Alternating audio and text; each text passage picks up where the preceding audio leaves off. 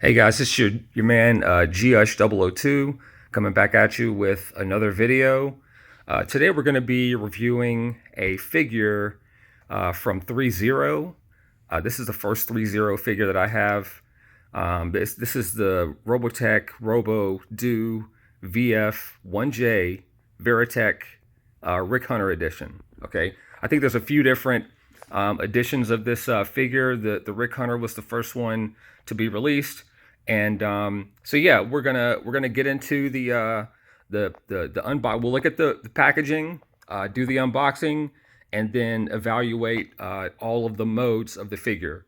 And yeah, so we'll go ahead and get started. Just sit tight. All right, guys. So we're back. So let's go ahead and look at the box real quick. So this is the front. Got this side here. Now, not many people know about Threezero. Threezero is actually, they make really nice figures, but primarily in the Transformers community. So they make really large scale figures or Transformers that are super detailed. They're also pretty expensive.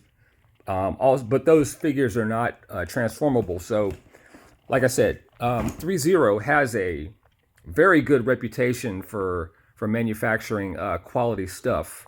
Okay, so looks like this front opens up here. Let's see what we got going on here. Okay, so there we go. So I'm looking forward to getting into this. So yeah, we'll be back with the unboxing. All right, guys, we're back. So we have the clamshells out of the box here. So it looks like we have some instructions, and then multiple clamshells over here. Let's see. Looks like we have the blaster, the figure, some ordnance. Looks like there's a antenna for gear walk mode. I'm not sure what that is.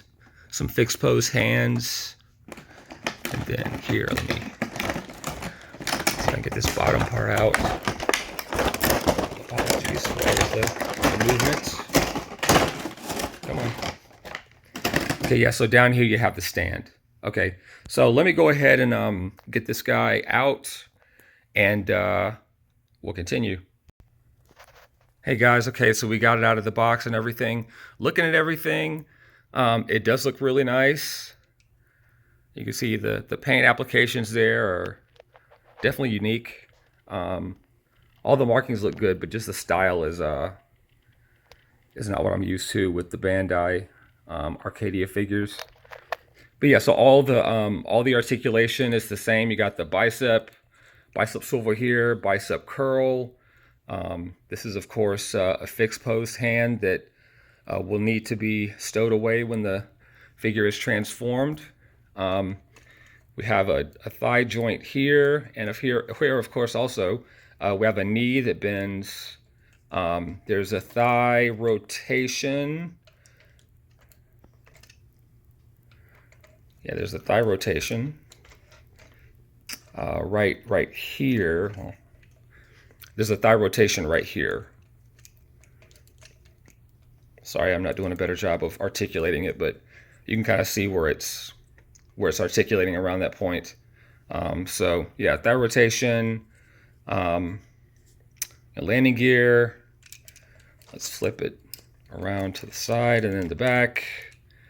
So head lasers move, of course. Here's the rear of the VF-1J. I think we've all seen enough VF-1Js to not be, totally blown away by something. But it looks good.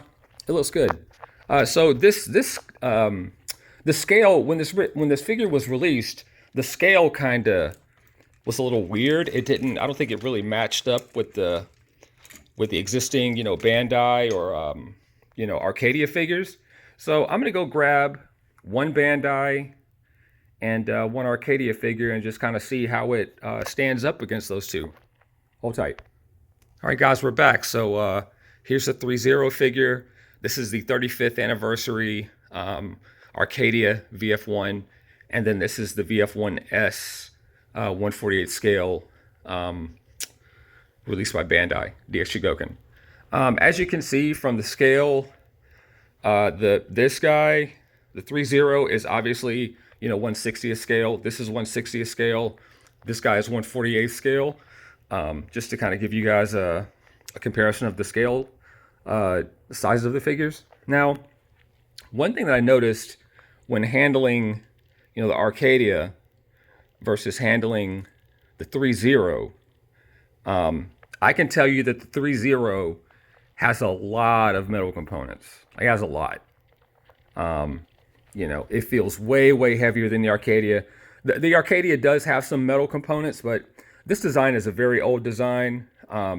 Arcadia has been making Valkyries for a very long time. And yeah, that's just my 2 cents. So already I'm liking, the aesthetics and, the heftiness of it. It seems to not have too much of a problem with standing up. The feet seem like they have pretty decent, articulation.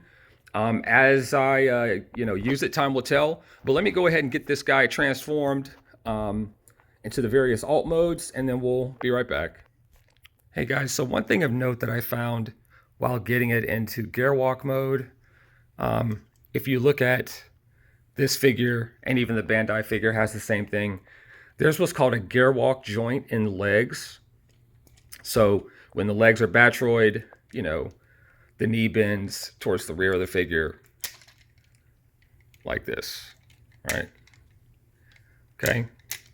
However, in gearwalk mode, it actually bends forward to support the vehicle in gearwalk mode, right? Ugh. This figure does not have a gearwalk joint in the legs, none that I can see. So you have it bent all the way back. In order to get the legs to bend forward, I had to rotate the thigh so the bend is now facing the forward direction. Now this is not, correct, obviously. This is not correct at all. So I don't know if there's something going on with this particular figure, but I didn't see a way to get it into gearwalk mode. Anyway, let me get this mode cleaned up, and then we'll take a look at it in a second. Hey guys, so we're back. So I cleaned it up as best I could. As you can see, the canopy does open, and the figure's inside. Pretty decent details there. As you go around the figure, it looks to me like the arms are out of scale. Like, it seems like the arms are like really, really long in comparison to the rest of the figure. It just looks kind of off to me in this mode. But yeah, so we can go ahead and just, kind of get all up in the details there. The head looks good. Lasers are, folding away very nicely. We do have hard points on the wings. This figure did come with some ordnance, some missiles. So yeah, and so the point where you would insert the antenna would be right here for the gearwalk antenna. We're not going to do that, but I just wanted to show you guys. Yeah, so it's okay. I don't like that I had to bend the legs this way to get them to go into gearwalk mode. I'm hoping that I don't know what I'm doing and this is an error or something. But anyway, let me finish getting it all the way to fighter mode, and then we'll give our closing thoughts. Okay guys, so we're back. We have it transformed into fighter mode. It looks pretty cool, I like especially how the rear landing gear come out. This doesn't seem to be as problematic as the Arcadias can be in plane mode with the landing gear out. I'd like to get the gun and see if there's any clearance, but it looks to me like there's a pretty decent amount of clearance underneath. And like I said, you do have the hard points on the wings. You can put some missiles on there. And here it is from the back. It doesn't look like these ankles can push into the leg. I tried to kind of adjust those and wasn't getting anywhere.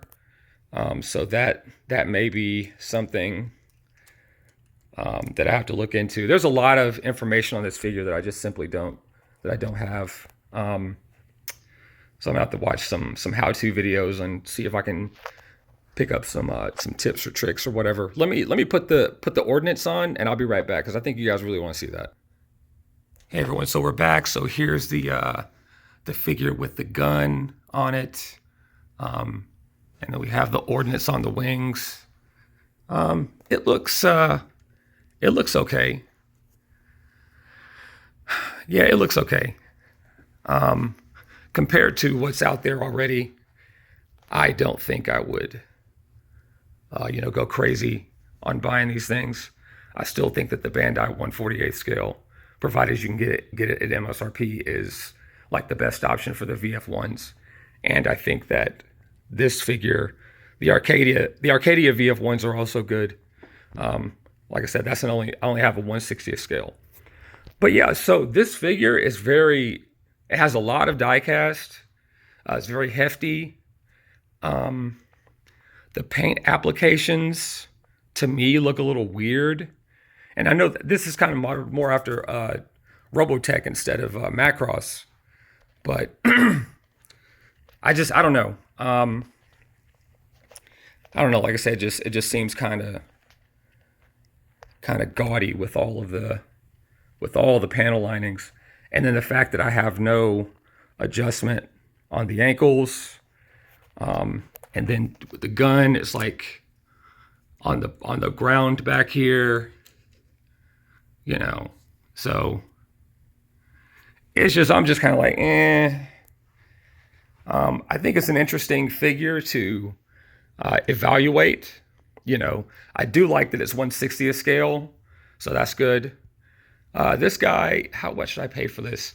I think it was $179 US dollars, and I got it from a place called Show Z Store, so they may still have some in stock.